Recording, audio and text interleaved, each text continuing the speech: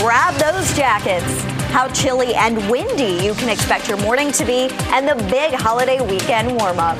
Then, suspected road rage. What police say led to a shooting and a man dead on the side of the highway. The 2 suspects in custody. Then, school book ban. We talked to supporters and critics about a Republican proposal that could give school officials the power to take books off shelves. 2 people are in jail tonight accused of shooting and killing a man in an apparent road rage incident. Thank you for joining us here at 7 o'clock. I'm Dan Haggerty. All of this happened Monday afternoon right on I-85 in Granville County. WRAL's Willie Danley has been covering this story for us tonight. He is live in Butner. We know the SBI is involved in this one. Willie, what else are we able to learn tonight? Well, Dan, I'm standing right here where Butner public safety officers say 63-year-old Broderick Hines was found. He got into an altercation, according to police, on the highway, and that ended with him being shot and him crashing his car into this pole. You can see this damage that was left behind here. Take a look at this video. This is what we captured here at the scene. According to police, this was an apparent road rage shooting. Witnesses told police that the altercation happened on I-85 and it ended on this ramp. With that information from witnesses, police were able to track down Travis Randall Jones and Nikita Blue. Both have been arrested and charged with first-degree murder and firing into an occupied vehicle. WRAL spoke to Granville County District Attorney Mike Waters. He said that this was an isolated incident. This is a tragedy, and we are going to, along with law enforcement, be reaching out to the family and talking to them about their rights as victims. This is completely a random act. As of now, both Jones and Blue are being held at the Granville Detention Center under no bond. According to District Attorney Waters, their first court appearance is going to be on April 23rd. Keep an eye on WRAL to stay up to date with the latest developments. In Granville County, Willie Danley, WRAL News. This is Brian Schrader, and all new in the WRAL Live Center, we've learned that police have identified a suspect in today's school shooting in Dallas, Texas. This all happened earlier this afternoon at Wilkins High School there. We've learned that suspect is not in custody at this point. Police have not named that suspect. We know that the gun did not enter the building through the main entrance. That's also new in the past hour. We know that 4 people were hurt in this, 3 of them students, and we know that 1 person is in serious condition. Thank you, Brian. So the weather outside today, pretty windy. It was cool as well. No rain in the Triangle. Meteorologist Kat Campbell joining us now. It's kind of going to be the theme this week, isn't it? Absolutely. If you have a garden going, you may need to do some watering. Otherwise, it's just beautiful if you want to get outside. We're sitting at 70 degrees right now, partly cloudy, but we saw most of those clouds roll out earlier this afternoon. So it ended up being a nice day. The cold front is what brought the windy conditions. It'll stay breezy tomorrow because the cooler air will continue to work its way in. 70 in Raleigh, 71 in Fayetteville, 70 in Wilmington, 53 in Boone, though, right now, and that colder air is coming. We're running about 10 to 15 degrees cooler than we were at this time yesterday. Boone, about 25 degrees colder, and this is the colder air that will continue to push east and make its way to us. Tonight, the winds die down a little bit, but it's still breezy, with winds gusting 10 to 15 miles per hour. So when you're looking at a little bit of a breeze in the morning and temperatures in the low to mid 40s, your kids will definitely want to have their jackets on hand. Today, NC State came out with their official hurricane season forecast. We're going to have a closer look at that and the differences from the other one that was released coming up. Sounds good. Talk to you then. Thank you, Kat. Development near the Lenovo Center. Hurricane season predictions, as Kat was just mentioning, and a settlement over AI software setting rent prices. Let's get you caught up with the 5 things you should know right now. So Raleigh City Council is moving forward with steps to rezone the land around the Lenovo Center. Kind of exciting plans here. The plan is to make it into an entirely new entertainment district. So hotels and housing, a music venue, a ton of stuff. Council says they will keep pedestrian safety in mind every step of the way as well. You know, so many people will be walking down there. The first phase of construction is expected to start a little later this year as we take a look at the renderings. Now, so Kat just mentioned this, and we're going to get into it a bit more later. But today, NC State scientists Office released their outlook for this year's hurricane season. They predicted 12 to 15 named storms, 6 to 8 of them that could become hurricanes, and they think that 2 or 3 could become major hurricanes. Again, Kat's going to have more on that in just a moment, so stick around for that. A Salvation Army shelter in Fayetteville closed its doors today without any warning. The shelter says it closed simply because they didn't have the funding to keep it open. We are told that the shelter has been operating at a deficit for months now. The organization says they have secured housing, though, for all the families who were at that shelter. 26 single men and women were also there, and the Salvation Army says they're working with other partners to help and find a place for them to stay. We're getting a better look at the proposed state budget, and we found the section tackling weight loss drugs in that state health plan. That's the stuff like Wegovy and Zepbound that you've heard so much about. We've talked a lot about it here at 7 o'clock. The drugs were too expensive to provide to everyone, so the state stopped covering them, but this new budget proposal would provide $25 million for these drugs. State Treasurer Brad Briner called for $100 million. We'll stay on top of it as it continues to evolve. Another landlord in North Carolina will stop using an illegal AI software to set rent prices. Today, Attorney General Jeff Jackson reached a settlement with Cortland Management. They agreed to stop using RealPage. That's an AI software that is used all over the country. The Attorney General's office has been cracking down on this since last summer. Governor Josh Stein believes tariffs could hold up Hurricane Helene recovery in the North Carolina mountains. Many industries in that area and really all over the state export their products to other countries. And Stein is worried if we tariff those countries, they will tariff us right back. It's already happening with the European Union and China. And earlier today, WRAL's Lena Tillett asked Governor Stein about what this means for communities that were devastated by Helene. I spoke to 2 farmers and a brewery owner who are already seeing higher costs as a result of the tariffs. Steel and aluminum really impacting brewery owners. One telling me that on the high end, bigger breweries are seeing upward of $100,000 in unexpected costs. On the lower end, $10,000, $20,000. This on top of them, of course, trying to recover from Helene. What is your message to them about these tariffs? Well, I'm gravely concerned about the impact of tariffs on business in terms of the cost of inputs. If a country puts on tariffs to the outside world will reciprocate and put tariffs on our products, creating a trade war. Agriculture is the #1 industry in North Carolina. 25% of our product sales go outside this country. So we do a ton of exporting of agriculture, of sweet potatoes, of pigs.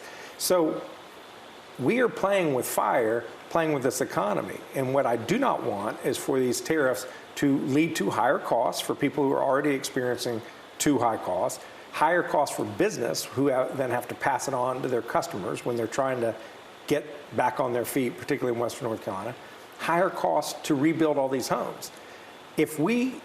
If housing construction costs go up 20%, we're not getting any more money from the federal government beyond whatever they're going to give us. It would just mean that we can produce 20% fewer houses. That means certain families who otherwise would have gotten support will not get support.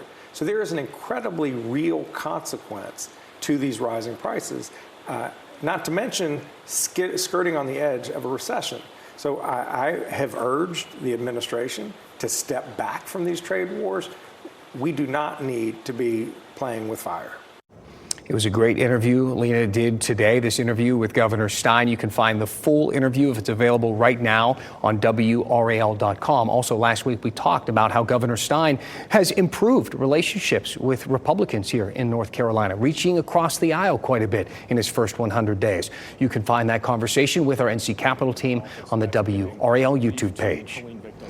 All new from the WRAL Live Center, a body found this weekend in Robeson County has been identified as that of a missing Fayetteville woman.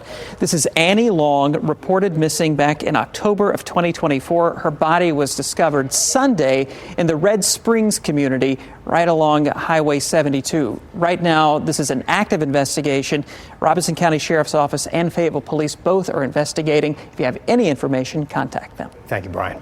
To ban or not to ban? That is the question. Kinda. You know, Shakespeare may not be on the chopping block, but a bunch of other stuff might be. The State House is looking at a bill that lets schools restrict sexual content in their libraries. You might support this, you might hate this. I kind of have a different take. Let's talk about it after the break.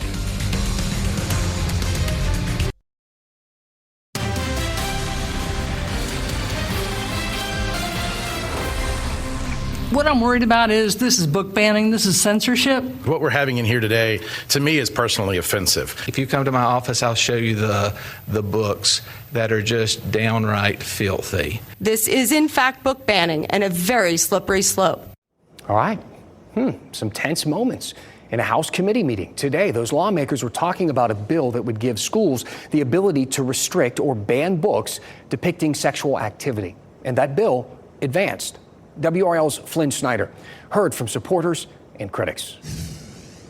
Sergeant at Arms will remove anyone of outbursts. An uproar in the gallery at a House committee meeting as House lawmakers advanced a bill that seeks to create a review process for school library books containing descriptions or visual depictions of sexual activity. It would also focus on books considered pervasively vulgar, a term the bill does not define. Somebody says, are you just, you're going to ban Romeo and Juliet?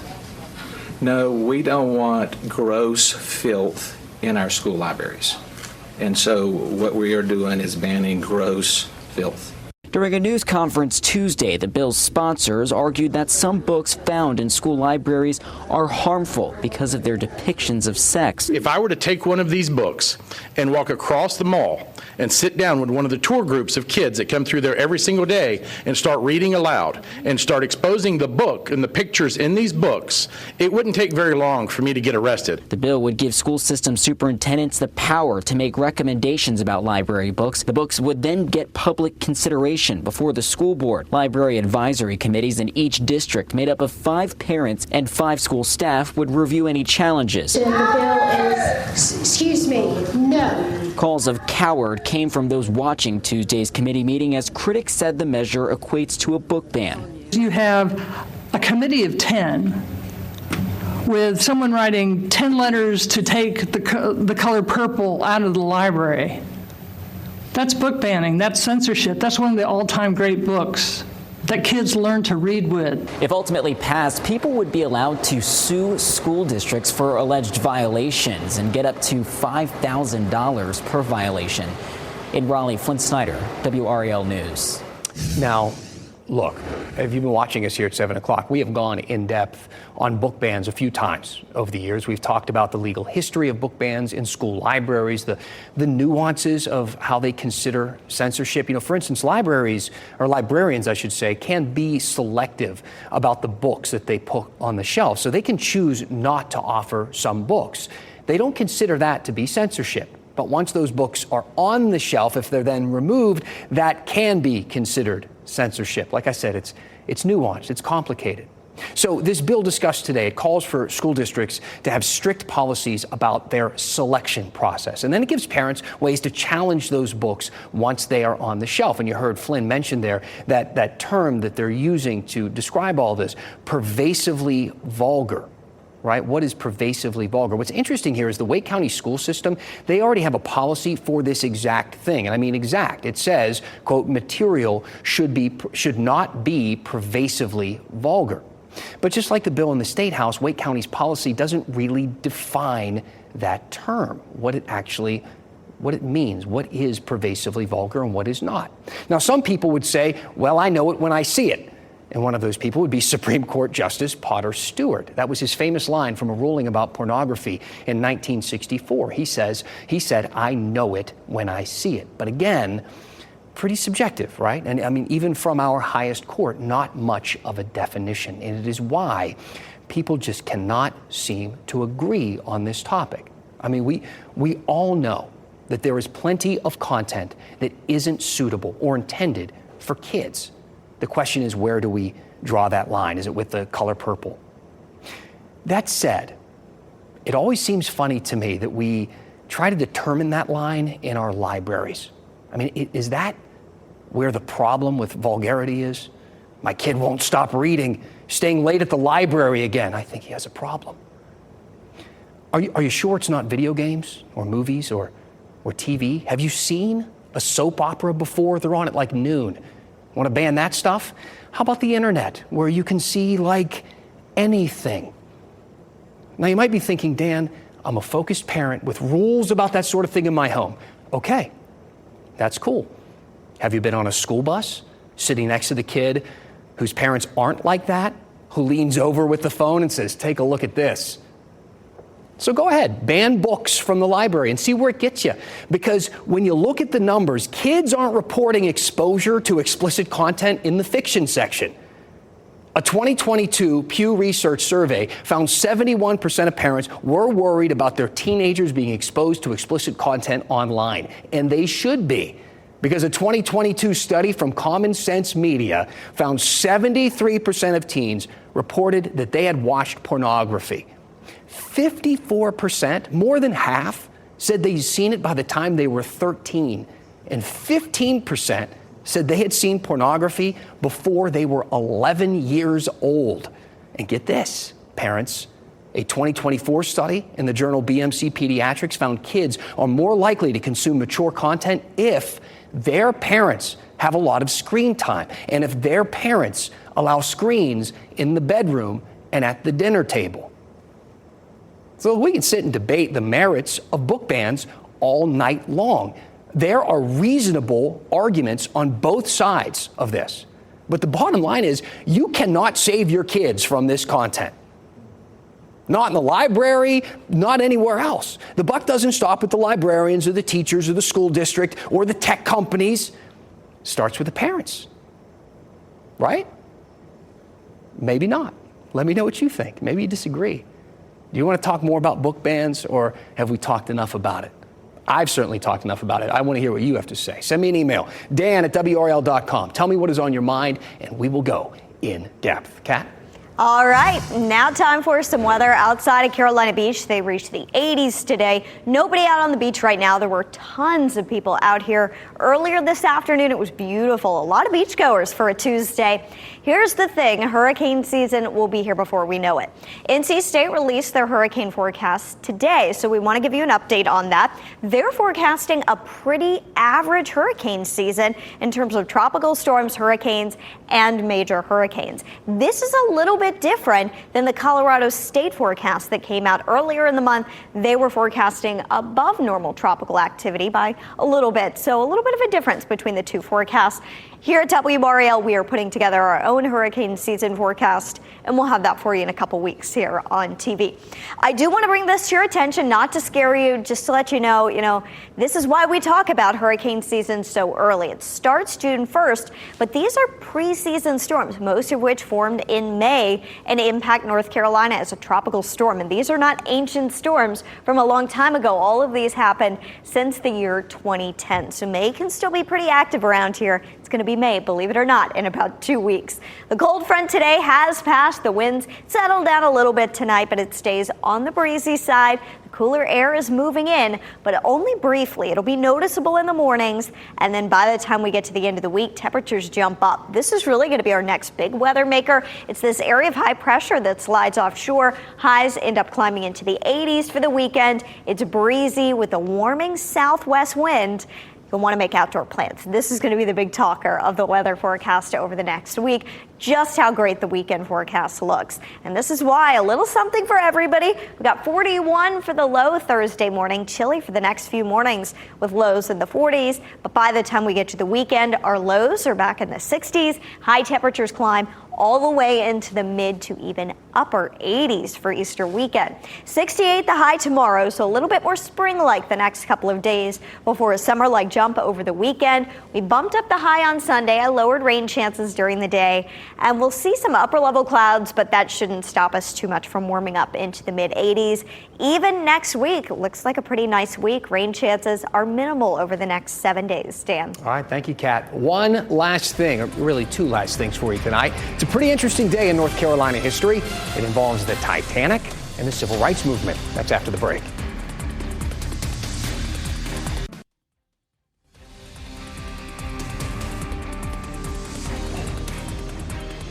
One last thing for you tonight. It's kind of a 2-for-1. Two important days in American history and North Carolina history kind of colliding. First, Today marks 113 years since the Titanic sunk in the North Atlantic. 1,500 people died, 710 survived, and the North Carolina connection is out of Cape Hatteras. The Weather Bureau station there is the only known wireless station in the United States to have received the first distress call from the Titanic. It said, "Have struck an iceberg. We are badly damaged. Titanic." The transmission was lost to history for about 100 years and was rediscovered in 2009. The station now serves as a welcome center for visitors. Another piece of history that we want to mention tonight, 65 years since the birth of SNCC, that's the Student Nonviolent Coordinating Committee. It all started on April 15th, 1960, when 150 students from 10 states met at Shaw University in Raleigh. That meeting was called the Southwide Leadership Conference on Nonviolent Resistance to Segregation. Martin Luther King Jr. was there speaking at Memorial Auditorium, but the idea was started by Ella Baker, this woman, a Shaw graduate, a key figure in the civil rights movement. Over the years, WRAL has talked to another one of the founding members. You saw him there, Dr. David Forbes. Here's how he put it. Had there not been SNCC and activism on the part of college students, there would be no Civil Rights Act. There would be no Voting Rights Act. Just another example of the way our area is connected to history and the rich history of student leadership, particularly in the civil rights movement. Thank you for making WRAL your choice for local news. Our next newscast is at 10 o'clock on Fox 50, and we're back here at 11 o'clock on WRAL. We'll see you then. Have a great night.